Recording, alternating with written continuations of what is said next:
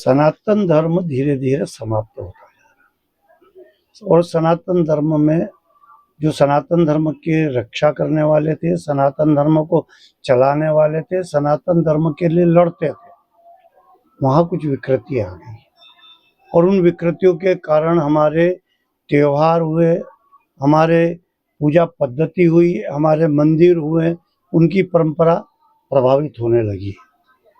इसलिए हमने एक पत्र लिखकर ये मांग की है कि देश में जो सनातन धर्म की व्यवस्था के लिए जो लोग थे और जो लोग आज भी हैं, जो साधु संत के माध्यम से जाने जाते हैं, अखाड़ा परिषद है, 13-14 अखाड़े भी हैं, उनके माध्यम से भी वो सब कार्यरत है।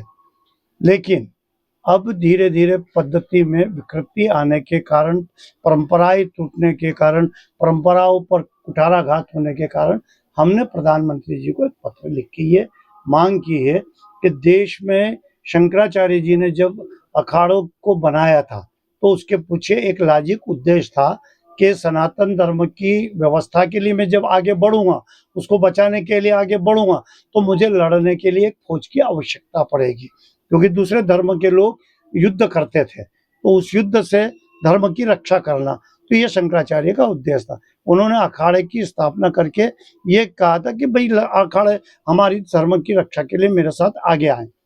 आज उस उद्देश्य की पूर्ति हो चुकी है। शंकराचार्य जी को जाए 3000 वर्ष हो चुके हैं।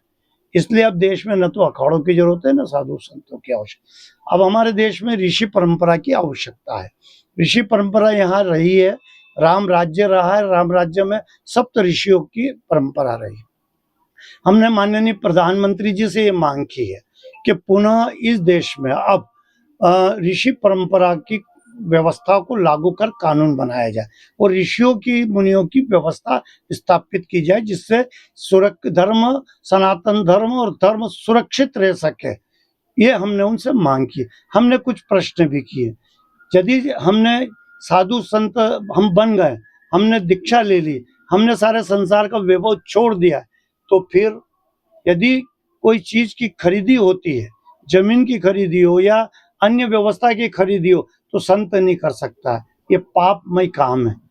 अतिक्रमण, यदि सरकारी भूमि पे अतिक्रमण करना है तो वो महापाप होता है। इसलिए ये चीजें भी जो हो रही है, क्योंकि अभी अखाड़ों के नाम से, आश्रमों के नाम से, पीठाधीश्वरों के नाम से कहीं ना कहीं सरकारी भूमि पे भी अतिक्रमण हो जाते हैं। इसलिए अब ये सब चीज जिस तरीके से वक्फ बोर्ड में जिस जमीन पे उंगली रख देते वो वक्फ बोर्ड की हो जाती थी और उसके लिए काफी मशक्कत करना पड़ती थी सरकार, ऐसा ही कहीं ना कहीं इस प्रथा में लगने लगा है।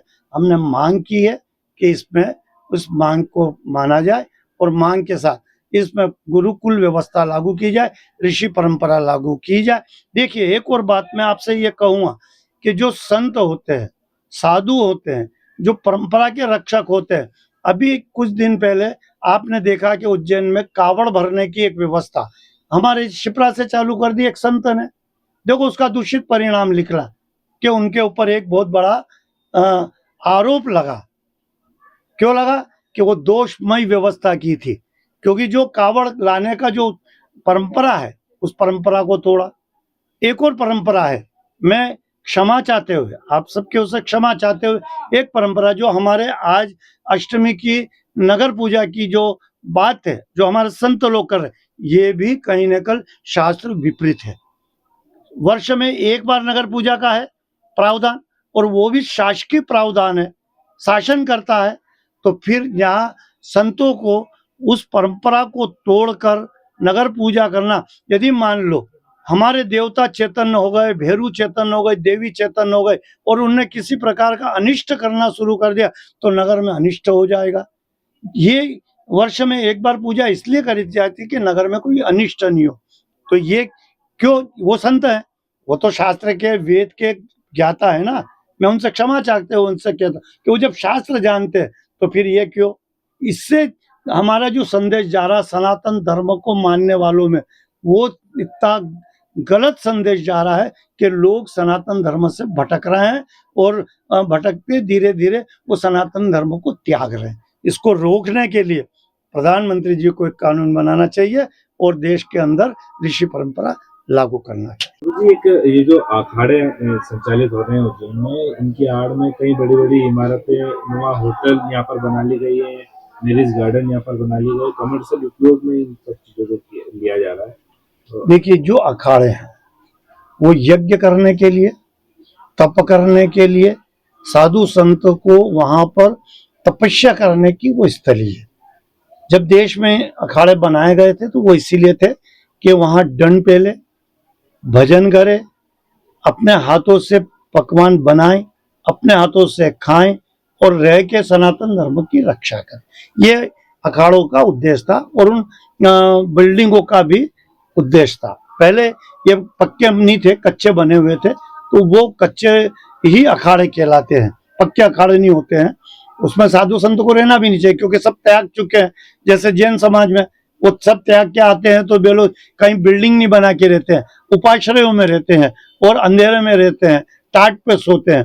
हमारे इसमें थोड़ा उसका विपरीत है, इस पे भी रोक होनी चाहिए।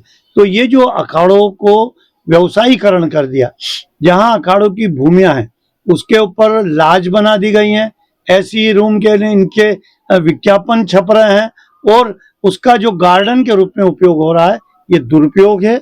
शासन इस ओर ध्यान दे, प्रशासन इस ओर ध्यान दे। यदि अखाड़ों की भूमि के ऊपर गार्डन बने हैं और लाजें बनी हैं और वो सीमित क्षेत्र में बनी है, तो जब सीमित क्षेत्र में यदि कोई भी व्यक्ति पक्का निर्माण नहीं कर सकता है तो अखाड़े को भी पक्के निर्माण करने की अनुमति कहाँ से मिली, कैसे मिली और क्यों दी? चलो, पक्का निर्माण संतों को रहने के लिए बनता है तो एक बार उचित है, लेकिन यदि व्यवसायीकरण के लिए तो ये बिल्कुल अनुचित है। इसके ऊपर संपत्ति कर लगना चाहिए, इसकी जांच होना चाहिए और सिंहस्थ क्षेत्र के सारे पक्के निर्माण आम नागरिक जो सनातनी है उनके तोड़ दिए जाते हैं, तो इन्हें भी तोड़ने में सरकार को पीछे नहीं हटना चाहिए। ये हमारी सभी से मांग है, न्याय प्रिय मांग है, धर्म युक्त मांग है। यदि धर्म युक्त ना हो तो हमसे कहे कि ये धर्म युक्त मांग ली है। आपके राज्य की खबरें, आपके शहर की खबरें सबसे पहले जानने के लिए देखते रहें अमर उजाला। चैनल को सब्सक्राइब जरूर कर लें और पाएं हर अपडेट।